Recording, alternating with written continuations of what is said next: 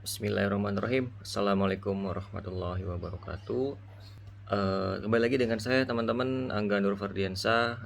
Pada kesempatan kali ini saya ingin melanjutkan pembahasan materi pembelajaran saya dari buku Executive Leader tentang bab peran pemimpin.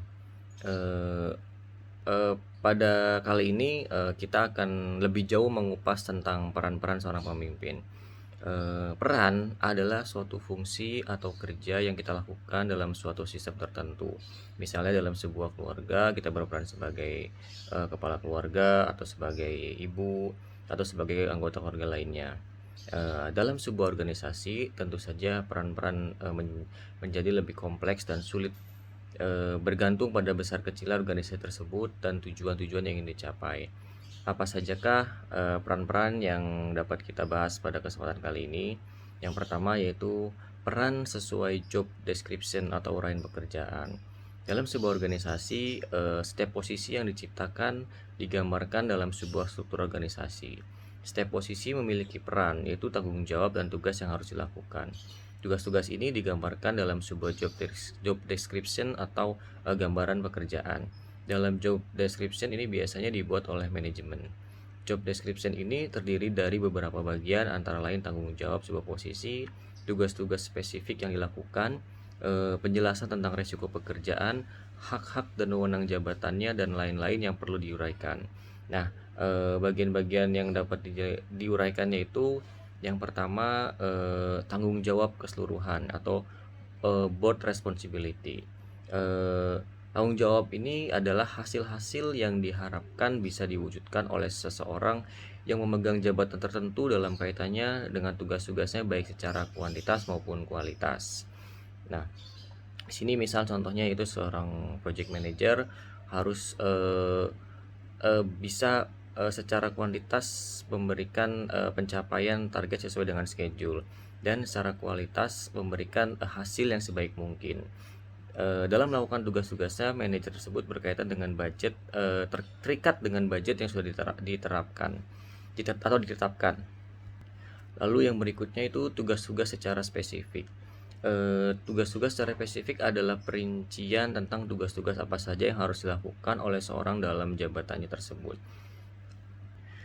Misalnya seorang project manager harus membuat perencanaan, membuat budget, membuat kunjungan project, membuat rencana kerja dan lain sebagainya. Ini adalah tugas-tugas dan kewajiban seorang dalam posisi tertentu yang perlu dijelaskan. Hal ini perlu untuk menjamin bahwa setiap orang yang menduduki posisi tersebut dapat melakukan tugasnya dengan teliti dan tidak menyimpang dari job description tersebut. Yang ketiga yaitu resiko pekerjaan.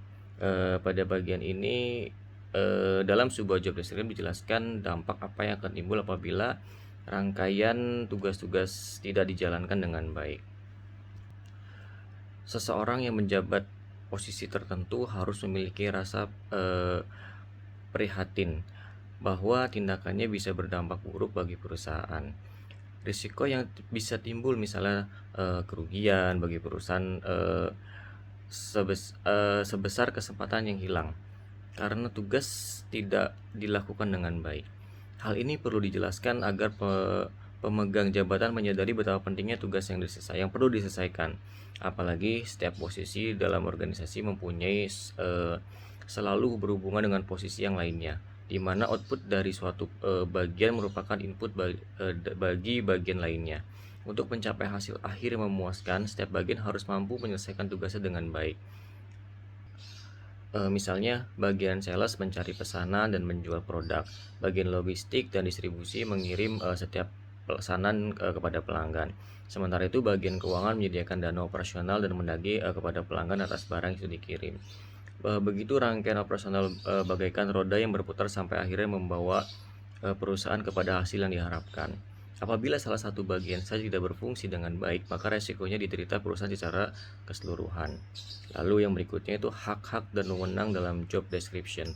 Untuk menjalankan tugas-tugas yang dibebankan dengan baik kepada setiap posisi juga perlu diberikan wewenang, yang berarti kekuasaan untuk memutuskan sesuatu. Keputusan ini tentu saja tentang hal-hal yang berkaitan dengan tanggung jawab dan tugasnya. Hal ini perlu agar seseorang mendapat mandat dari posisi tertentu dapat memutuskan perkara-perkara yang harus diselesaikan. Juga untuk menjaga agar keputusan yang diambil tidak berlebihan, melainkan sesuai dengan tanggung jawabnya dan risiko-risiko jabatan yang bisa dikendalikan. Lalu berikutnya itu persyaratan jabatan. Bagian terakhir yang harus ada dalam job description adalah persyaratan jabatan. Bagian ini berisi tentang syarat-syarat apa saja yang perlu dimiliki seseorang agar dikatakan layak atau pantas memegang jabatan tertentu. Pada persyaratan jabatan misalnya disebutkan tingkat pendidikan minimum yang harus dimiliki pelamar, pengalaman pada bidang tertentu yang dibutuhkan, jenis kelamin, umur, dan lain sebagainya. Hal ini penting agar dalam rekrutmen dan seleksi karyawan bagian HR bisa mencari orang yang tepat untuk diberikan kepada user yang membutuhkan karyawan. Persyaratan jabatan juga sering dapat menghindarkan subjektivitas dalam proses rekrutmen dan seleksi. Kenyataan membuktikan pada kita adanya titipan-titipan dari anggota kelompok dan lain sebagainya. Pada prinsipnya, bagian HR melakukan seleksi berdasarkan equal opportunity for everyone atau kesempatan yang sama bagi setiap pelamar, di mana pelamar yang paling memenuhi persyaratan lah yang diterima. Oke, teman-teman, mungkin itu saja yang dapat saya jelaskan pada kesempatan kali ini. Terima kasih banyak untuk waktunya. Mohon maaf jika ada kesalahan. Saya pamit undur diri. Wassalamualaikum warahmatullahi wabarakatuh.